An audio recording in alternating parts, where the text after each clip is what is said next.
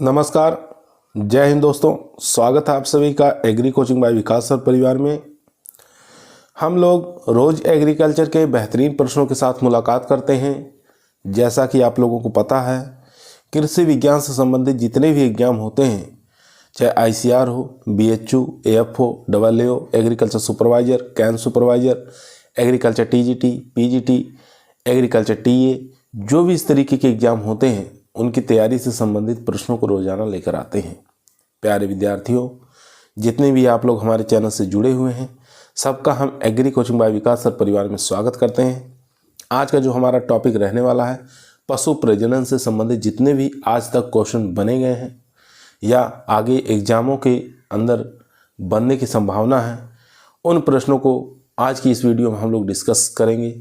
तो animal husbandry से पशु प्रजनन का एक टॉपिक काफ़ी महत्वपूर्ण होता है। इससे एक या दो क्वेश्चन हर एग्रीकल्चर के एग्जाम में पूछे जाते हैं। तो दोस्तों, इस वीडियो को शुरू से लेकर लास्ट तक जरूर देखिएगा। तो फर्स्ट क्वेश्चन आपकी स्क्रीन पर आ चुका है। क्वेश्चन कह रहा है, गाय में मुख्य रूप से बांझपन किस विटामिन की कमी से होता है। तो गाय में मुख्य रूप से बांझपन किस विटामिन की कमी से होता है, ये आपको बताना है। विटामिन के, विटामिन डी, विटामिन ई और विटामिन ए। तो यहाँ पर जो राइट आंसर हो जाएगा, विटामिन ई की कमी से बांझपन होता है। ठीक है, तो राइट आंसर हो जाएगा दोस्तों यहाँ पर सी ऑप्शन। उसके बाद यहाँ देख सकते हैं, गाय में मुख्य रूप से बांझपन के लिए विटामिन ई जिम्मेदार होता है। विटामिन ई की कमी उन पशुओं को होती है जो मिलेट की अल्प मात्रा में, ठीक है, मिलेट का अल्प मात्रा में सेवन करते हैं और हरी घास का अत्यधिक सेवन करते हैं। ठीक है, उसके बाद क्वेश्चन नंबर 2 आपकी स्क्रीन पर आ चुका है। क्वेश्चन कह रहा है, करन स्विस गाय की प्रजाति किसके बीच में क्रॉस करके निकाली गई है। थार पारकर क्रॉस फ्रीजियन, साहिवाल क्रॉस गिर, साहिवाल क्रॉस ब्राउन स्विस या देवनी क्रॉस हरियाणा। तो आपको बताना है, करन स्विस जो है संकर गाय की नस्ल है। इसका क्रॉस बताना है, किसके किसके बीच में क्रॉस करके इसको निकाला गया है। तो यहाँ पर जो राइट आंसर हो जाएगा दोस्तों, वो हो जाएगा सी ऑप्शन, यानी कि साहिवाल और ब्राउन स्विस, इन दोनों के बीच में क्रॉस करके इसको निकाला गया है। यहाँ देख सकते हैं, दिया हुआ करन स्विस गाय की प्रजाति है जो साहिवाल और ब्राउन स्विस के बीच में क्रॉस करके निकाला गया है। एक और क्रॉस आपको याद रखना है, करन फ्रिज। ठीक है, अगर करन फ्रिज पूछे तो उसका भी क्रॉस आपको याद रखना है, थार पारकर और होल्स्टीन फ्रीजियन। ठीक है, करन फ्रिज का पूछे तो थार पारकर और होल्स्टीन फ्रीजियन के बीच में क्रॉस करके निकाला गया है। क्वेश्चन नंबर देखेंगे 3 नंबर क्वेश्चन आपकी स्क्रीन पर आ चुका है दोस्तों। ध्यानपूर्वक पढ़ेंगे, आंसर देंगे। क्वेश्चन कह रहा है, गाय का गर्भकाल होता है 283 से 285 दिन, 292 दिन, 272 दिन, 277 दिन। तो यहाँ पर जो राइट आंसर हो जाएगा वो हो जाएगा 283 से लेकर 285 दिन। ए ऑप्शन यहाँ पर राइट आंसर हो जाएगा दोस्तों। ए ऑप्शन यहाँ पर राइट आंसर हो जाएगा। अगर भैंस का पूछे तो भैंस का जो गर्भकाल होता है 307 से लेकर 310 दिन का होता है। बकरी का 148 दिन होता है और यहाँ पर ऊँट का गर्भकाल देखेंगे 390 से लेकर 410 दिन होता है। क्वेश्चन नंबर चलते हैं 5 नंबर क्वेश्चन आपकी स्क्रीन पर आ चुका है। क्वेश्चन कह रहा है, जलीय भैंस में गुणसूत्र की संख्या 2n बराबर कितना होता है। यहाँ पर जलीय भैंस का क्रोमोसोम नंबर पूछ रहा है। 48 होता है, 50 होता है, 52 होता है या 54 होता है। तो यहाँ पर जो राइट आंसर हो जाएगा वो हो जाएगा 50, यानी कि जलीय भैंस का क्रोमोसोम नंबर कितना होता है, 50 होता है।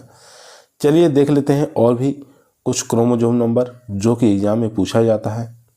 दोस्तों यहाँ देखेंगे, गाय का क्रोमोसोम संख्या पूछे तो 60 होता है, जलीय भैंस का 50 होता है, भेड़ का पूछे 54 होता है, बकरी का पूछे 60 होता है, मुर्गी का 78।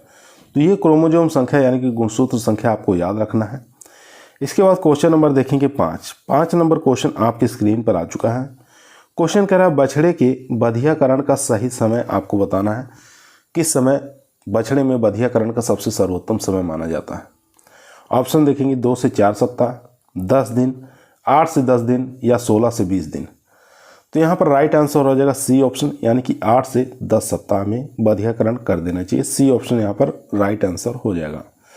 अगर पूछे पशुओं में सींग रोधन का उचित समय, तो पशुओं में सींग रोधन का उचित जो समय है 7 से लेके 15 दिन होता है। ठीक है, याद रखेंगे, ये भी एग्जाम के लिए काफ़ी मोस्ट और इम्पोर्टेंट क्वेश्चन है। उसके बाद क्वेश्चन नंबर 6 आपकी स्क्रीन पर आ चुका है। क्वेश्चन कह रहा है गाय में भ्रूण का निष्कासन कहलाता है, कल्विंग कहलाते हैं या फेरोइंग कहते हैं, किडिंग कहते हैं, या इनमें से कोई नहीं। तो यहाँ पर जो राइट आंसर हो जाएगा, तो इसका राइट आंसर हो जाएगा दोस्तों ए ऑप्शन, कल्विंग कहते हैं। ठीक है, गाय में भ्रूण का निष्कासन कल्विंग कहलाता है, ए ऑप्शन यहाँ पर राइट आंसर हो जाएगा। इसके बाद देखेंगे यहाँ पर एक तरफ पशु दिया हुआ है, दूसरी तरफ भ्रूण का निष्कासन। ठीक है, किस नाम से जानते हैं? गाय में कल्विंग के नाम से जानते हैं, भैंस में कल्विंग के नाम से जानते हैं, बकरी में किडिंग के नाम से जानते हैं, भेड़ में लैम्बिंग के नाम से जानते हैं, सुअर में फेरोइंग के नाम से जानते हैं, और मुर्गी में हैचिंग के नाम से जाना जाता है। तो ये सब आपको याद होना चाहिए, एग्जाम में काफ़ी बार पूछा जाता है। इसके बाद देखेंगे क्वेश्चन नंबर 7 नंबर क्वेश्चन कह रहा है पिन्नू इनमें से किन जातियों के बीच का संकरण है? पिन्नू के बारे में बताना, किसके किसके बीच में क्रॉस करके पिन्नू को निकाला गया है। गधा और घोड़ी, याक और गाय, गाय और जेबरा, गाय और भैंसा। तो यहाँ पर जो राइट आंसर हो जाएगा वो हो जाएगा बी ऑप्शन, यानी कि याक और गाय। बी ऑप्शन यहाँ पर राइट आंसर हो जाएगा दोस्तों, बी ऑप्शन यहाँ पर राइट आंसर हो जाएगा। चलते हैं नेक्स्ट क्वेश्चन पर। दोस्तों यहाँ देखेंगे याक और गाय के बीच में क्रॉस करके जो निकाला गया है पिन्नू, याद रखेंगे अभी जो क्वेश्चन पूछा गया था गधा क्रॉस घोड़ी। ठीक है, दोनों के बीच में क्रॉस करके निकाला गया है खच्चर, ये भी क्रॉस पूछ सकता है एग्जाम में।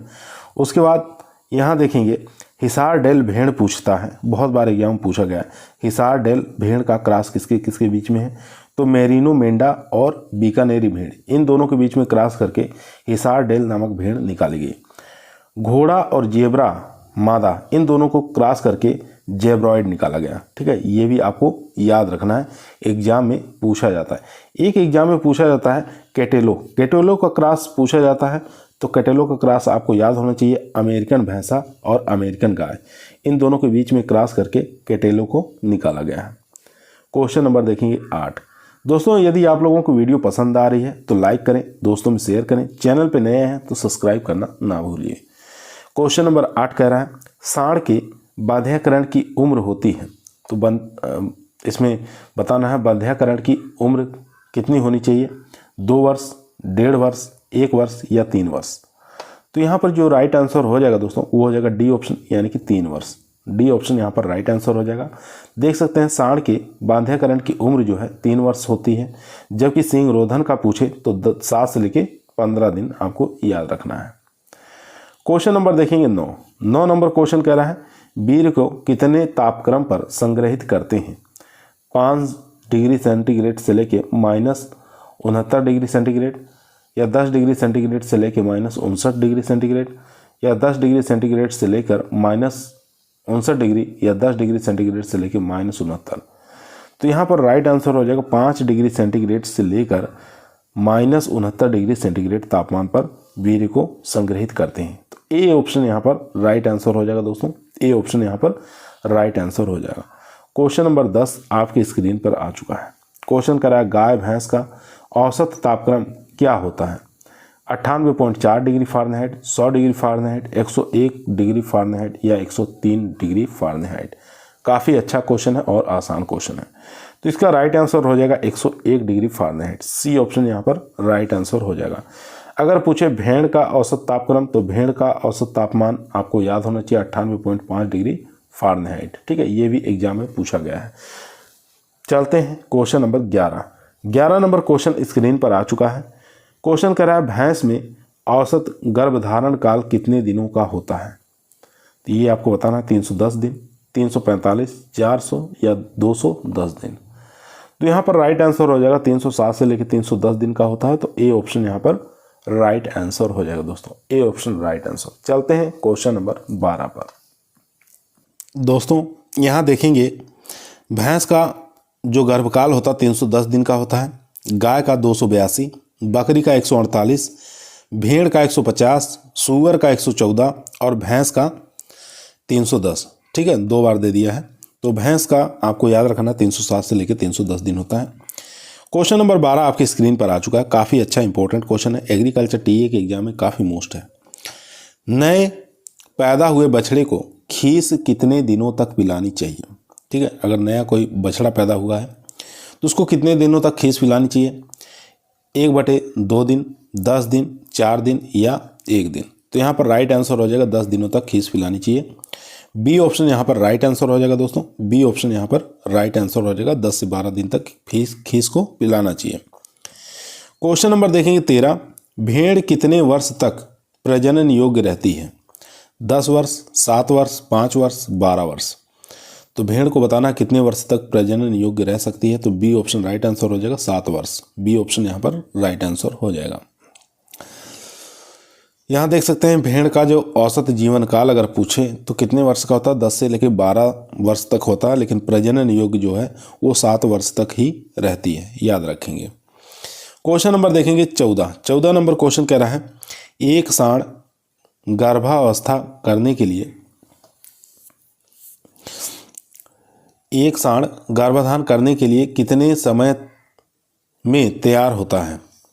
2 से 2.5 वर्ष, 3 से 3.5 वर्ष, 1.5 वर्ष, इनमें से कोई नहीं।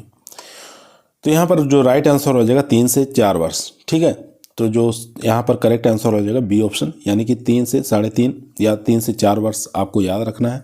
एग्जाम में पूछ सकता है एक सांड गर्भाधान करने के लिए 3 से 4 वर्ष में तैयार हो जाता है, याद रखेंगे। उसके बाद क्वेश्चन नंबर देखेंगे 15 नंबर क्वेश्चन कह रहा है, गर्भवती गाय के दाने में किस पदार्थ की अधिकता होनी चाहिए? वसा की, प्रोटीन की, कार्बोहाइड्रेट या शुष्क पदार्थ। तो गर्भवती जो गाय है उसके जो दाने होते हैं उसमें किस पदार्थ की पोषक तत्व की अधिकता होनी चाहिए? तो यहाँ पर राइट आंसर हो जाएगा बी ऑप्शन, यानी प्रोटीन की अधिकता होनी चाहिए।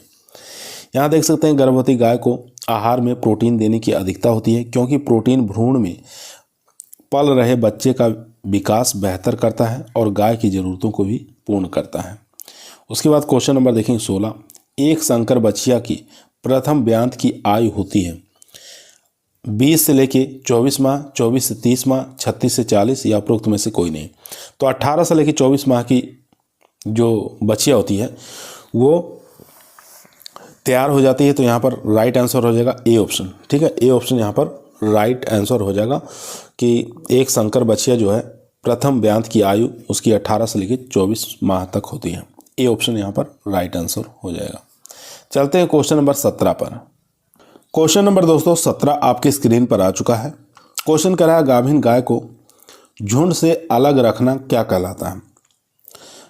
गर्भधारण के तुरंत बाद, गर्भधारण के 3 माह बाद, या गर्भधारण के 4 माह बाद, या गर्भधारण के 7 माह बाद। तो कितने माह बाद अलग कर देना चाहिए? तो यहाँ पर राइट आंसर हो जाएगा गर्भधारण के 4 माह बाद गाभिन पशु को झुंड से अलग कर देना चाहिए। सी ऑप्शन यहाँ पर राइट आंसर हो जाएगा दोस्तों। सी ऑप्शन यहाँ पर राइट आंसर हो जाएगा। क्वेश्चन नंबर देखेंगे 18 नंबर क्वेश्चन करा है, गाय के कृत्रिम गर्भधान के लिए अनुमोदित तरल वीर्य की मात्रा होती है 0.2 ml, 0.8 ml, 1.5 ml या 2 ml। तो यहाँ पर जो राइट आंसर हो जाएगा वो हो जाएगा डी ऑप्शन, यानी कि 2 ml की आवश्यकता होती है।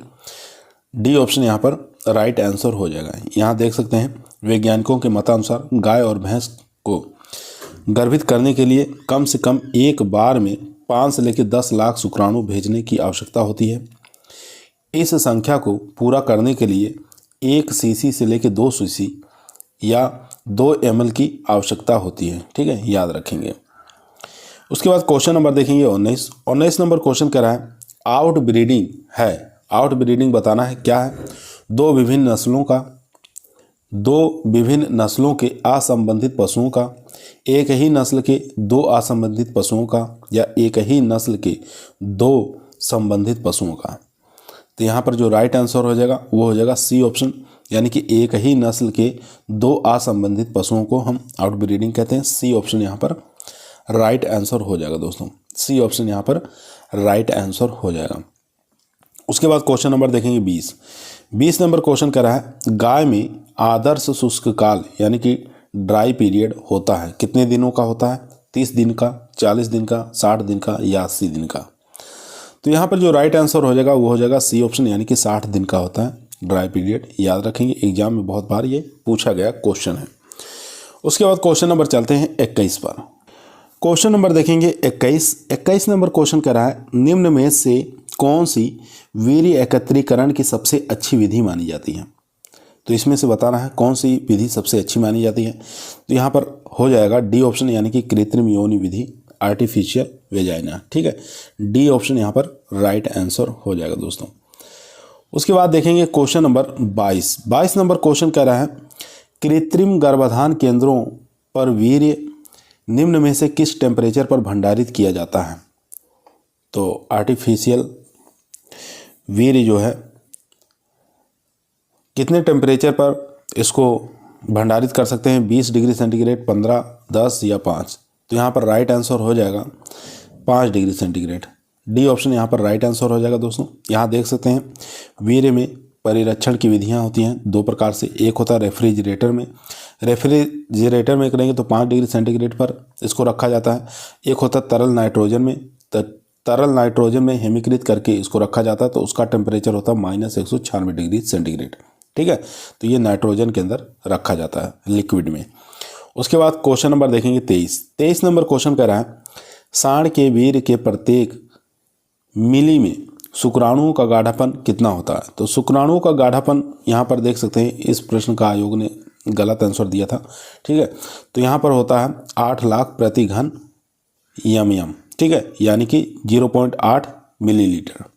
तो यहाँ पर राइट आंसर हो जाएगा। इसमें से कोई ऑप्शन सही नहीं है, तो इसलिए अगर आपको याद रखना है तो सांड के वीर्य में शुक्राणु की सांद्रता जो होती है 8 लाख प्रति घन मिलीमीटर होता है, अर्थात 0.8 मिलीमीटर होता है। इसके बाद क्वेश्चन नंबर देखेंगे 24 नंबर क्वेश्चन आपकी स्क्रीन पर आ चुका है। क्वेश्चन कह रहा है सांड में प्रति स्खलन शुक्राणु की मात्रा होती है 3 से 5 मिलीलीटर, 5 से 10 मिलीलीटर या 10 से 15, 15 से 20। तो यहाँ पर जो राइट आंसर हो जाएगा दोस्तों 24 का, वो हो जाएगा ए ऑप्शन 3 से 5 मिलीलीटर। ए ऑप्शन यहाँ पर राइट आंसर हो जाएगा। यहाँ देख सकते हैं सांड में प्रति स्खलन 3.5 लेके 5.8 मिलीलीटर वीर्य का औसत आयतन होता है। इसका पीएच मान भी पूछ सकता है, तो 6.7 पीएच आपको याद रखना है। क्वेश्चन नंबर देखेंगे 25 नंबर क्वेश्चन कह रहा है गाय में कामोत्तेजना शुरुआत के कितनी देर बाद अंडोत्सर्ग होता है। 3 घंटे बाद, 6 घंटे बाद, 12 घंटे बाद या 24 घंटे बाद। तो यहाँ पर राइट आंसर हो जाएगा 12 घंटे बाद। सी ऑप्शन यहाँ पर राइट आंसर हो जाएगा। 7 से लेके 14 घंटे बाद अंडोत्सर्ग होता है, ये आपको याद रखना है हीट पीरियड के समाप्ति के बाद। ठीक है, ओव्यूलेशन टाइम पूछे तो कितना हो जाएगा, 7 से 14 घंटे बाद। चलते हैं क्वेश्चन नंबर 26 पर। दोस्तों यदि आप लोगों को agriculture TA, Uttar Pradesh TGT, PGT, STA exam के अंदर सिलेक्शन लेना है तो ईमानदारी के साथ चैनल को जरूर सब्सक्राइब करें। यह आपका परिवार है जो सरकारी नौकरी की तरफ ले जाएगा। इसी प्रकार की वीडियो हम रोजाना शाम को 8 बजे आप लोगों के बीच में लेकर उपस्थित रहते हैं। तो आप लोग पूरी वीडियो जरूर देखा करिए, क्योंकि एक से एक बेहतरीन प्रश्नों को आप लोगों के बीच में हम लेकर आते हैं। क्वेश्चन नंबर 26 आपकी स्क्रीन पर आ चुका है, ध्यानपूर्वक पढ़ेंगे, आंसर देंगे। क्वेश्चन कह रहा है गाय में कामोत्तेजना यानी कि मध्यकाल की औसत अवधि होती है। तो मध्यकाल का समय बताना कितने घंटे का होता है, वो भी गाय में 6 से 12 घंटा, 12 से 24 घंटे, 24 से 36 या 36 से 40। तो यहाँ पर जो राइट आंसर हो जाएगा वो हो जाएगा 12 से 24 घंटे। बी ऑप्शन यहाँ पर राइट आंसर हो जाएगा दोस्तों। इसके बाद यहाँ देखेंगे भैंस का पूछे तो 27 घंटे, गाय का पूछे 18 घंटे, बकरी का 2 से 3 घंटे, भेड़ का 1 से 3 घंटे। ये मध्यकाल आपको याद होना चाहिए, क्योंकि एग्जाम में बहुत बार यहाँ से क्वेश्चन पूछा जाता है। उसके बाद क्वेश्चन नंबर देखेंगे 27 नंबर क्वेश्चन कह रहा है संकर नस्ल की बछिया की प्रथम ब्यात की आयु सामान्यता होती है 20 माह पर, 24 माह पर, 32 माह पर, 36 माह पर। तो संकर नस्ल की बछिया की उम्र पूछ रहा है, प्रथम ब्यात की आयु कितनी होनी चाहिए। तो यहाँ पर राइट आंसर हो जाएगा 18 से 24। ठीक है, तो बी ऑप्शन यहाँ पर राइट आंसर हो जाएगा 24 माह। याद रखना है 18 से लेकर 24 माह होता है संकर गाय के लिए। अगर देसी गाय के लिए पूछे तो देसी का आपको याद रखना 3 से लेकर 3.5 वर्ष में तैयार हो जाती है। 3 से 3.5 वर्ष में प्रथम गर्भकाल के लिए तैयार हो जाती है। उसके बाद देखेंगे क्वेश्चन नंबर 28 नंबर क्वेश्चन कह रहा है अनुवांशिकीय वर्ण का प्रयोग सामान्यतः किया जाता है। तो किसके लिए किया जाता है? अनुवांशिकीय वर्ण का प्रयोग। तो यहाँ पर राइट आंसर हो जाएगा सांड के चयन के लिए। ठीक है, डी ऑप्शन यहाँ पर राइट आंसर हो जाएगा दोस्तों। सांड के चयन के लिए अनुवांशिकीय वर्ण का प्रयोग किया जाता है, याद रखेंगे, बहुत ही इंपॉर्टेंट क्वेश्चन है। उसके बाद क्वेश्चन नंबर देखेंगे 29 नंबर क्वेश्चन कह रहा है, गाय में गर्भाशय ग्रीवा की लंबाई होती है। तो ग्रीवा की लंबाई आपको बताना है, यानी कि सर्विक्स की लंबाई कितनी होती है गाय में। तो ऑप्शन देखेंगे 4 सेंटीमीटर, 6 सेंटीमीटर, 10 सेंटीमीटर, 15 सेंटीमीटर। तो यहाँ पर राइट आंसर हो जाएगा 10 सेंटीमीटर लंबाई होती है। सी ऑप्शन यहाँ पर राइट आंसर हो जाएगा। यहाँ देख सकते हैं गाय में ग्रीवा यानी कि सर्विक्स, यौन एवं गर्भाशय के बीच की जो लंबाई होती है वो 10 सेंटीमीटर लंबी होती है और 2.5 सेंटीमीटर व्यास की होती है। ठीक है, याद रखेंगे। अगर गर्भाशय नाल की लंबाई पूछे तो 20 से लेकर 25 सेंटीमीटर लंबी। ठीक है, याद रखेंगे। क्वेश्चन नंबर देखेंगे 30 नंबर क्वेश्चन कह रहा है कि सांड के वीर्य का पीएच मान कितना होता है? 5 पीएच होता है, 6.5 पीएच होता है, 7.5 या 8। तो यहाँ पर जो राइट आंसर हो जाएगा दोस्तों वो हो जाएगा बी ऑप्शन, यानी कि 6.5 होता है। बी ऑप्शन यहाँ पर राइट आंसर हो जाएगा। यहाँ देख सकते हैं सबका पीएच दिया हुआ है। सांड के वीर्य का पीएच मान 6.7 होता है। भैंसा सांड का होता है 6.7 से लेकर 6.8 पीएच। इसका कलर होता है क्रीमी सफ़ेद। उसके बाद सूअर का होता है 6.8 से लेकर 7.2 पीएच होता है। इसका कलर होता है भूरापन सफ़ेद। मुर्गी का होता है 7 से लेकर 7.4 पीएच। ठीक है, और इसका गाढ़ा जो सफ़ेद गाढ़ा होता है, इसका कलर जो होता है। उसके बाद देखेंगे बकरे का, इसका होता है 6.2 से लेकर 6.8 पीएच होता है, गाढ़ा क्रीमी कलर का होता है। ठीक है, तो ये स्पर्म का पीएच दिया हुआ है, ये पशुओं के नाम दिए हुए हैं और उसका कलर कैसा होता है ये इधर दिया हुआ है। तो इन सबको आपको याद कर लीजिए, एग्जाम में यहाँ से भी प्रश्न पूछा गया है। यहाँ देख सकते हैं उत्तर प्रदेश पीजीटी के अंदर 2004 में क्वेश्चन पूछा गया है। चलते हैं क्वेश्चन नंबर 31 पर। क्वेश्चन नंबर 31 आपकी स्क्रीन पर आ चुका है दोस्तों। क्वेश्चन कह रहा है, अपरिरक्षित युवा सांड छांटने का एकमात्र सर्वोत्तम आधार क्या है? वंशावली, बनावट, आकार या नस्ल? तो यहाँ पर डी ऑप्शन राइट आंसर हो जाएगा, नस्ल। ठीक है, डी ऑप्शन यहाँ पर राइट आंसर हो जाएगा दोस्तों। उसके बाद क्वेश्चन नंबर देखेंगे 32 नंबर क्वेश्चन कह रहा है, अभी खरीदी गई गाय अच्छी दुग्ध उत्पादन सिद्ध होगी यदि उसकी पतली त्वचा और कोणाकृति बनावट है, सुविकसित, मुलायम, अधिक क्षमता का आयन है, अधिक टेढ़ी मेढ़ी उभरी हुई दुग्ध सिराएं हैं, उपरोक्त सभी। तो ये सभी लक्षण अगर हैं तो अच्छी दुग्ध उत्पादन वाली गाय सिद्ध हो सकती है। डी ऑप्शन यहाँ पर राइट आंसर हो जाएगा दोस्तों। डी ऑप्शन यहाँ पर राइट आंसर हो जाएगा। इसके बाद देखेंगे क्वेश्चन नंबर 33 नंबर क्वेश्चन कह रहा है, भारत में वीर्य तनुकरण की संतुप्ति दर कितनी है? 1:100, 1:400, 1:200, 1:1000। तो यहाँ पर राइट आंसर हो जाएगा 1:200। सी ऑप्शन यहाँ पर राइट आंसर हो जाएगा दोस्तों। सी ऑप्शन यहाँ पर राइट आंसर हो जाएगा। ठीक है, उसके बाद क्वेश्चन नंबर चलते हैं 34 पर। 34 नंबर क्वेश्चन कह रहा है, भैंस में यौना आरंभ की आयु होती है 24 से 30 माह, 18 से 24, 27 माह या 30 माह।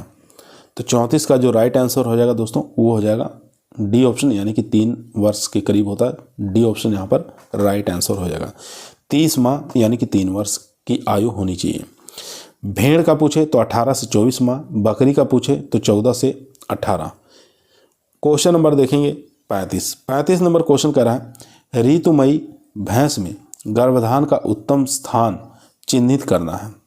तो अगर हीट पीरियड में भैंस आई हुई है तो गर्भाधान के लिए सबसे उत्तम स्थान कौन सा है इसमें से बताना है। वाल्वा है, वेजाइना है, सर्विक्स है या ओविडक्ट है? तो यहाँ पर राइट आंसर हो जाएगा सर्विक्स। सी ऑप्शन यहाँ पर राइट आंसर हो जाएगा दोस्तों। सर्विक्स की लंबाई पूछे तो 10 सेंटीमीटर और अगर उसका व्यास पूछे तो 2.5 सेंटीमीटर व्यास होता है।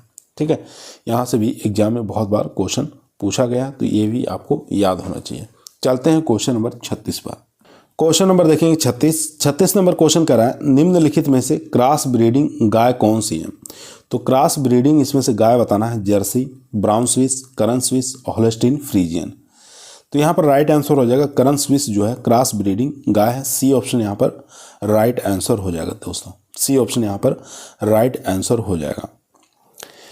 यहाँ पे देखेंगे साहिवाल का, यहाँ पर करन स्विस का क्रॉस देखेंगे। करन स्विस का जो क्रॉस है साहिवाल गाय है और ब्राउन स्विस सांड है, ठीक है। दोनों के बीच में क्रॉस करके करन स्विस निकाला गया है।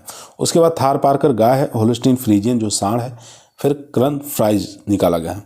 और यहाँ पर देखें सिंधी गाय है और जर्सी सांड है, तो जर्सिन नामक वैरायटी इसमें निकाली गई है। उसके बाद देखेंगे 37 नंबर क्वेश्चन कर रहा है असंबंधित नर एवं मादा पशुओं के संभोग कराने की विधि को क्या कहते हैं? बीकर प्रजनन, अंत प्रजनन, बहि प्रजनन या संकरण। देख सकते हैं कितनी बार एलटी में पूछा गया है, पीजीटी में, टीजीटी के अंदर भी पूछा गया है ये। तो यहाँ पर जो राइट आंसर हो जाएगा 37 का वो हो जाएगा सी ऑप्शन, यानी कि बहि प्रजनन के नाम से इसको जाना जाता है। सी ऑप्शन यहाँ पर राइट आंसर हो जाएगा। बहि प्रजनन क्या होता है? यहाँ देख सकते हैं इस विधि में प्रजनन हेतु उन पशुओं का प्रयोग किया जाता है जिनमें पिछली 4 से 6 पीढ़ी में कोई संबंध नहीं होता है। इनकी निम्न विधियां जैसे क्रमोन्नति, प्रसंस्करण, संकरण, निम्न भिन्न संकरण, out crossing, cross breeding, hybridisation, ठीक है, ब्रीडिंग अप, ये सब विधियां इसमें काम में लेते हैं। क्वेश्चन नंबर देखेंगे 38 नंबर क्वेश्चन करा है हिन्नी प्रसंस्करण किन पशुओं का क्रॉस है? तो हिन्नी का क्रॉस आपको बताना है किसके किसके बीच में क्रॉस करके निकाला गया है। भैंसा क्रॉस गाय, घोड़ा क्रॉस गधी, गधा क्रॉस घोड़ी और याक क्रॉस गाय। तो हिन्नी का जो क्रॉस है घोड़ा क्रॉस गधे का है, ठीक है। बी ऑप्शन यहाँ पर राइट आंसर हो जाएगा दोस्तों, बी ऑप्शन यहाँ पर राइट आंसर हो जाएगा। यहाँ देख सकते हैं हाइब्रिडाइजेशन जो है इन पशुओं के विभिन्न जातियों तथा प्रजातियों यानी नर और मादा पशुओं में क्रॉस करवाया जाता है। इस प्रजनन से संकर ओज होते हैं। उदाहरण जैसे खच्चर का क्रॉस आपको याद होना चाहिए, गधा क्रॉस घोड़ी, हिन्नी का घोड़ा क्रॉस गधी, जेब्रॉयड का मादा जेब्रा तथा घोड़ा, ठीक है। उसके बाद कैटेलो का अमेरिकन गाय और अमेरिकन भैंसा। इन सब क्रॉस को आपको याद होना चाहिए, एनिमल ब्रीडिंग के अंदर ये एग्जाम में पूछे जाते हैं। उसके बाद क्वेश्चन नंबर देखेंगे 39 नंबर क्वेश्चन कर रहा है निम्न में से कौन सा सुमेलित नहीं है? यहाँ पर नहीं बताना इसमें से कौन सा सुमेलित नहीं है। बकरी का बयाना किडिंग कहलाता है, ये तो ठीक है। उसके बाद टर्की मुर्गी का अंडा देना हैचिंग कहलाता है, ये भी ठीक है। उसके बाद कुतिया का बयाना हैम्पिंग कहलाता है, ये भी ठीक है। सोरी का बयाना लैम्बिंग कहलाता है, ये गलत है, ठीक है। सोरी का बयाना लैम्बिंग नहीं कहलाता है, ये फोरोइंग कहलाता है, ठीक है। ये किस नाम से जानते हैं? फोरोइंग के नाम से इसको जाना जाता है, याद रखें, फोरोइंग के नाम से इसको जाना जाता है। तो इसमें से कौन सा असत्य था? तो हमारा डी ऑप्शन राइट आंसर हो जाएगा दोस्तों। चलते हैं क्वेश्चन नंबर 40 पर। यहाँ देखेंगे दोस्तों सुअरी का बयाना फेरोइंग कहलाता है, ठीक है। और यहाँ पर भेड़ का जो बयाना होता है उसको लैम्बिंग के नाम से जानते हैं। बकरी का बयाना किडिंग कहलाता है। टर्की मुर्गी या अंडा देना हैचिंग कहलाता है। कुतिया का बयाना वैपिंग कहलाता है, याद रखेंगे। उसके बाद क्वेश्चन नंबर देखेंगे 40 नंबर क्वेश्चन स्क्रीन पर आ चुका है। एक गाभिन गाय को गर्भधारण करने के लिए कितने माह बाद गर्भकालीन आहार देना चाहिए? 3 माह बाद, 4 माह बाद, 6 माह बाद या 8 माह बाद? तो काफ़ी अच्छा इंपॉर्टेंट क्वेश्चन है। तो यहाँ पर राइट आंसर हो जाएगा 6 माह। 5 से 6 माह बाद गर्भवती गाय या भैंस को भ्रूण विकास हेतु दाना देना प्रारंभ करें। तो याद रखेंगे सी ऑप्शन यहाँ पर राइट आंसर हो जाएगा दोस्तों। एक चीज़ और यहाँ से क्वेश्चन पूछा जाता है कि गर्भवती गाय के दाने में प्रोटीन की अधिकता होनी चाहिए, ठीक है। किसकी अधिकता होनी चाहिए? प्रोटीन की। और ब्याने के बाद गाय को कार्बोहाइड्रेट की अधिक मात्रा में खिलाना चाहिए, ये भी आपको याद रखना है। उसके बाद क्वेश्चन नंबर देखेंगे 41। सेमिनल वेसिकल्स की अनुपस्थित रहते हैं। तो सेमिनल वेसिकल्स किसके अंदर अनुपस्थित रहते हैं ये आपको बताना है। चूहे में, कुत्ते में, सांड में या सूगर में? तो यहाँ पर राइट आंसर हो जाएगा कुत्ते के अंदर, बी ऑप्शन राइट आंसर हो जाएगा दोस्तों, बी ऑप्शन राइट आंसर हो जाएगा। यहाँ देखेंगे सेमिनल वेसिकल्स जो होते हैं कुत्ता में और मुर्गी में, दोनों में क्या होते हैं? अनुपस्थित रहते हैं। प्रोटेट ग्लैंड ये मुर्गा में अनुपस्थित होता है। उसके बाद कापर्स ग्लैंड जो होता है ये कुत्ता और मुर्गी दोनों में अनुपस्थित होते हैं, याद रखेंगे। यहाँ से क्वेश्चन बहुत बार आया हुआ है। क्वेश्चन नंबर देखेंगे दोस्तों 42। भैंस का प्रथम परख नली शिशु कहाँ से तैयार की गई है? इज्जतनगर, करनाल, मथुरा या चेन्नई। तो भैंस का प्रथम परखनली शिशु कहाँ से तैयार किया गया है ये आपको बताना है। तो राइट आंसर हो जाएगा करनाल, हरियाणा से। ठीक है, बी ऑप्शन यहाँ पर राइट आंसर हो जाएगा। यहाँ देख सकते हैं भैंस का प्रथम परखनली शिशु national dairy research institute Karnal, Haryana के अंदर वैज्ञानिकों द्वारा 1990 में, ठीक है, इसको निकाला था। उसके बाद क्वेश्चन नंबर देखेंगे 43 नंबर क्वेश्चन कह रहा है पशुपालन में प्रथम क्रांति की शुरुआत कब हुई थी? 1980 के दशक में, 1960 के दशक में, 1970 के दशक में, 1990 के दशक में। तो यहाँ पर जो राइट आंसर हो जाएगा सी ऑप्शन, 1970 के दशक में शुरुआत हुई थी पशुपालन में प्रथम क्रांति की। ठीक है, तो याद रखेंगे, काफ़ी मोस्ट और इम्पोर्टेंट क्वेश्चन है दोस्तों।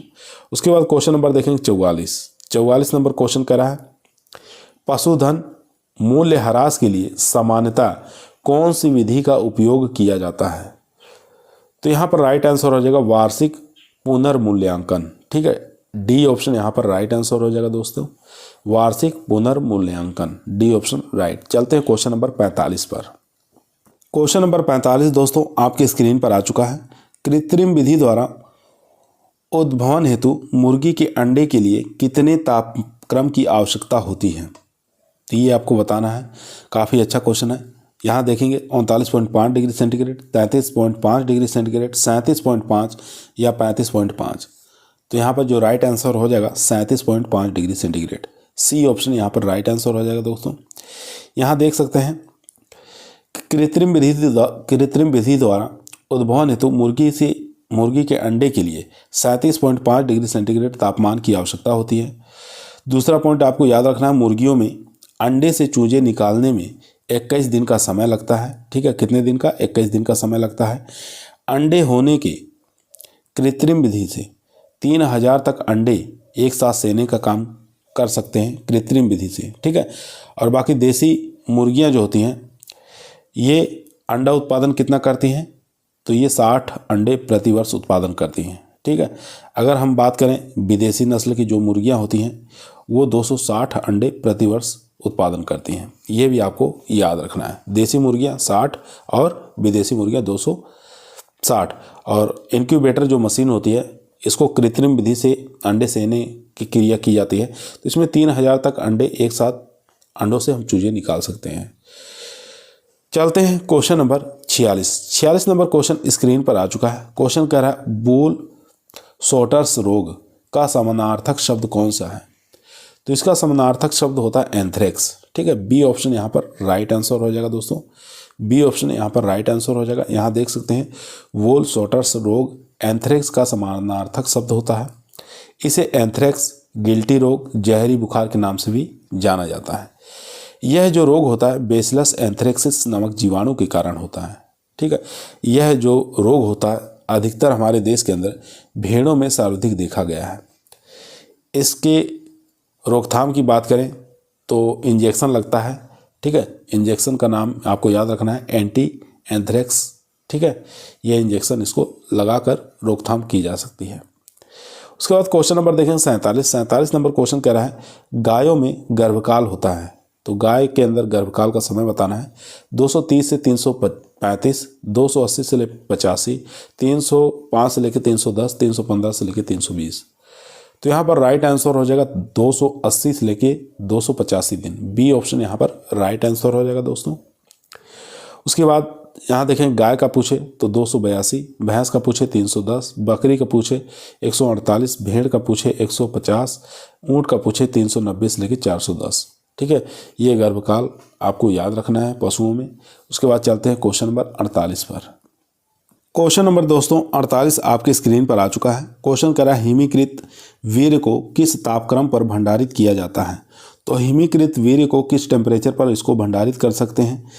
-169, -171, -196, -206। तो यहाँ पर सी ऑप्शन राइट आंसर हो जाएगा। -196 डिग्री सेंटीग्रेड तरल नाइट्रोजन पर इसको हम भंडारित कर सकते हैं। सी ऑप्शन यहाँ पर राइट आंसर हो जाएगा। यहाँ देख सकते हैं कृत्रिम योनि का टेम्परेचर पूछे तो 42 डिग्री सेंटीग्रेड होता है। ठीक है, पशुओं में एक होता है डैगलाना और क्षारीय रोग। पूछ सकता है किससे होता है, तो ये होता है सेलेनियम की अधिकता के कारण होता है। ठीक है, सेलेनियम की अधिकता के कारण डेगलाना और क्षारीय रोग उत्पन्न हो जाता है। उसके बाद क्वेश्चन नंबर देखेंगे 49 नंबर क्वेश्चन करा है मुर्रा और सूरती जो भैंस की नस्ल है इनका क्रॉस बताना है, किसके किसके बीच में क्रॉस करके इसको निकाला गया है। मुर्रा और सूरती इन दोनों को क्रॉस कराकर कौन सी जो है नस्ल उत्पन्न की गई ये आपको बताना है। ठीक है, तो मुर्रा क्रॉस सूरती इन दोनों का क्रॉस बताना है, कौन सी नस्ल उत्पन्न की गई है। नीली रावी, जाफराबादी, महसाना, नागपुरी। तो यहाँ पर जो राइट आंसर हो जाएगा दोस्तों वो हो जाएगा सी ऑप्शन, यानी कि महसाना उत्पन्न हुई है। ठीक है, मुर्रा क्रॉस सूरती। ठीक है, दोनों के बीच में क्रॉस करके महसाना नस्ल निकाली गई है। इसके बाद यहाँ देख सकते हैं कुछ इंपॉर्टेंट पॉइंट है जिसको आपको याद रखना है, एग्जाम में बहुत बार पूछा जाता है। सूरती भैंस की जो नस्ल का सींग है वो कैसा होता है, हंसिया के आकार का होता है। भैंस की जो नीली रावी जो नस्ल है इसकी आंखें कैसी होती हैं, आंखें सफ़ेद रंग की होती हैं। ठीक है, सफ़ेद रंग की होती है। भैंस की जाफराबादी जो नस्ल है इसका आकार जो होता है सबसे भारी होने के कारण इसको हम छोटी हाथी के रूप में भी जानते हैं। उसके बाद भैंस की भदावरी जो नस्ल है इसके अंदर वसा की मात्रा सबसे अधिक देखा गया है, लगभग 15% मात्रा, 12 से लेकर 14 या 15 तक इसमें फैट की मात्रा पाई जाती है। सबसे ज़्यादा फैट की मात्रा भदावरी के अंदर देखने को मिलता है। क्वेश्चन नंबर 50 देखेंगे, आज के इस वीडियो का हमारा लास्ट क्वेश्चन रहेगा दोस्तों, ध्यानपूर्वक पढ़िए। कृत्रिम गर्भाधान मुख्यतः निम्न कारणों से सर्वमान्य नहीं है, तो कौन सा ऐसा कारण है जिसके कारण सर्वमान्य नहीं है। यहाँ देखेंगे ऑप्शन, चारों ही ऑप्शन स्क्रीन पर आ चुका है। गर्भाधान पर उच्च व्यय, ये तो ठीक है। उच्च गुणवत्ता वाले वीर्य की अनुपलब्धता, ये भी ठीक है। निम्न गर्भाधान दर, ये हमारा इनकरेक्ट आंसर हो जाएगा। बैलों की भार तथा खींचने की निम्न क्षमता, ये भी ठीक है। तो यहाँ पर जो हमारा राइट आंसर हो जाएगा वो हो जाएगा सी ऑप्शन। ठीक है, सी ऑप्शन यहाँ पर राइट आंसर हो जाएगा। यहाँ देख सकते हैं निम्न गर्भाधान दर के कारण कृत्रिम गर्भाधान सर्वमान्य नहीं हो पाता है। ये एग्जाम में काफ़ी बार एग्जाम में पूछा गया है। ठीक है, आज की वीडियो दोस्तों हमारी यहीं समाप्त हुई। आप लोगों को कैसी लगी कमेंट के अंदर बताइएगा। आज का जो हमारा टॉपिक था पशु प्रजनन से संबंधित जो क्वेश्चन आज तक बने हैं एग्जाम में पूछे गए हैं या आगे पूछने की संभावना है तो यहीं से पूछे जाएंगे। इसके अलावा आपको कहीं से पढ़ने की आवश्यकता नहीं है। ठीक है, और भी अगर कुछ क्वेश्चन छूटे हैं उसको हम आगे करवा देंगे। ठीक है, तो अगर आप लोग agriculture TA, STA, Uttar Pradesh TGT, PGT की तैयारी कर रहे हैं तो शाम को रोज़ाना आप लोग 8 बजे हमारे चैनल पर ज़रूर आइए। इसी प्रकार के क्वेश्चनों को हम रोज़ाना लेकर आते हैं। कल फिर मुलाकात करते हैं शाम को 8 बजे। तब तक सभी लोगों को धन्यवाद।